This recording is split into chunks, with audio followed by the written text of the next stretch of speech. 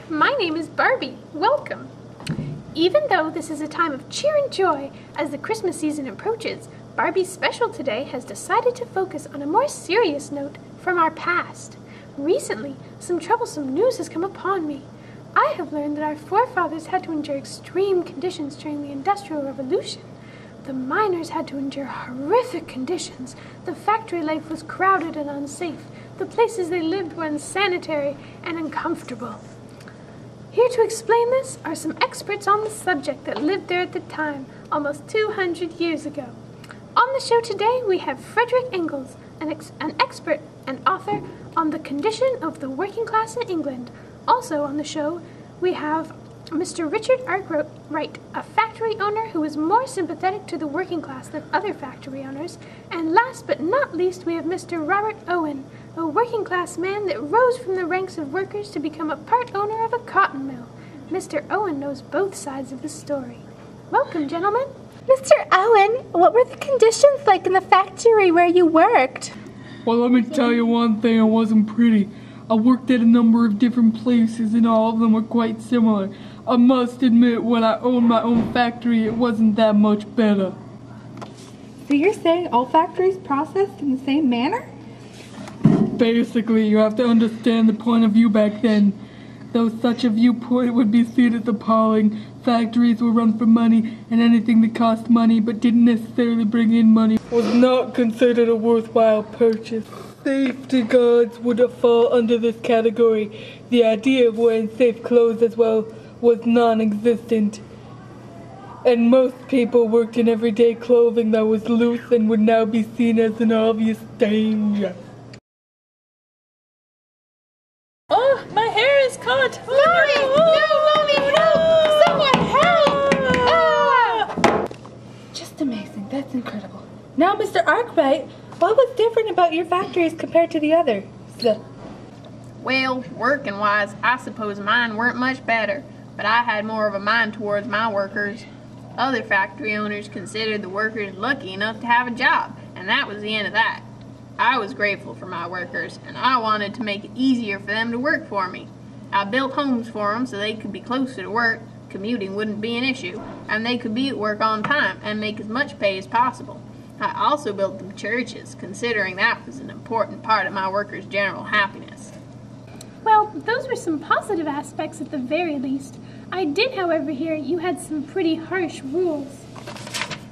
I had strict rules, yes, but just as Owen said, we ran our factories for profit. My rules were put in place to keep the workers focused on task. Make the most products, make the most money, for both me and my workers. Some of my rules included no whistling while working and no looking out the windows. Things like these brought on unnecessary distractions. People who disobeyed my rules would lose money.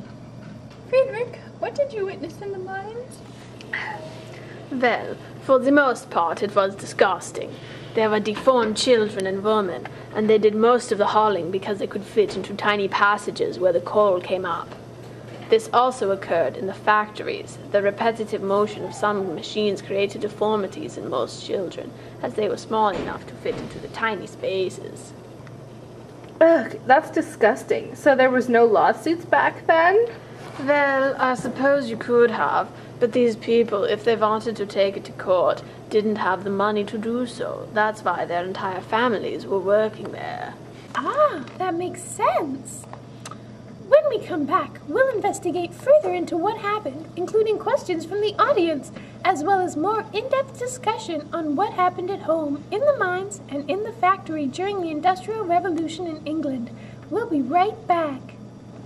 You're gonna love my nuts. Watch this. You can do everything in the cover. It's so easy, one finger. Kids can do it. Here's how to order. Call 1-800-951-7471. Call now and you'll get the Grady absolutely free with a slap job. Welcome back. Let's take it to the audience. Do you have any questions? Yes. What dangers were there in the mines? Frederick? Well, I guess I'll answer that one. There were many dangers with the mine. For example, there was a thing called choke damp, where the air is dirty, and this caused men under the age of 50 to have a lot of respiratory problems. Similarly, there was a fire damp, where the air was filled with methane, and any sparks of extreme heat could cause the whole mine to blow. After an explosion at the felling pit in Durham in May of 1812, 92 people were killed. This led to the invention of the safety lamp by Sir Humphrey Davy, where it wouldn't ignite methane, rather it would turn a shade of purple if methane was present, and the metal gauze protecting from methane getting into the lamp, as well as an excessive heat from escaping. Oh no! Next question, please. Hi, I was wondering, how do people live at home? Was there time to play games, have parties and stuff? Well, I guess I'll answer that question. As a worker myself, I can tell you that there was any time to sleep at all. Rather than play games, some of us had 18-hour shifts. Only 6 hours of sleep was not enough. I mean, if there was time to do fun things with my children, I would have gladly done so. Life at home was quite rough. Usually people lived in communities of workers of rows of houses built close to the factories, such as the ones Arkwright built. The homes themselves were built close together, back to back in many cases, so you're always rubbing shoulders with the neighbors. Plumbing-wise, there was usually no running water, so if you wanted a bath, you would have to go and wash yourself in the tin bath or none whatsoever. It was your choice. The idea of sanitation was never in the forefront of anyone's mind. Thank you, audience, for those insightful questions. Now, gentlemen, what was done to improve these conditions? Well, there really wasn't much in the mines, other than the previously mentioned safety lamp. The loads would swing, putting pressure on rope, which was holding the load, and fall, potentially crushing anyone who was underneath the load. To fix things, iron guides were installed to cushion the load swinging, drastically reducing sway and making it safer. Also, women were originally cranking the windlasses that pulled the loads. However, mules were then used, as they could haul more efficiently. Even so, the mules did not last long, and they tired easily. This is where the steam-powered winding engine played a big part. Oh yeah, as for factory life, most improvements also came from the steam engines, but they were improvements to the machines and the speed of work, rather than benefits to the workers. Few laws were passed to aid and protect factory workers, as many of the government officials were the factory owners. However, having so many workers in such close quarters with each other was the start of the unions you now have today. These started mainly being seen in the late 1980s. Wow, it's amazing to see how far we have come since the time of the Industrial Revolution. I want to thank all three of you for the time you have spent with us, explaining about what you went through, and the horrors that were. Where did they go? Oh, well, it seems that the space-time continuum has realigned itself, which means our guests are back in their correct timelines.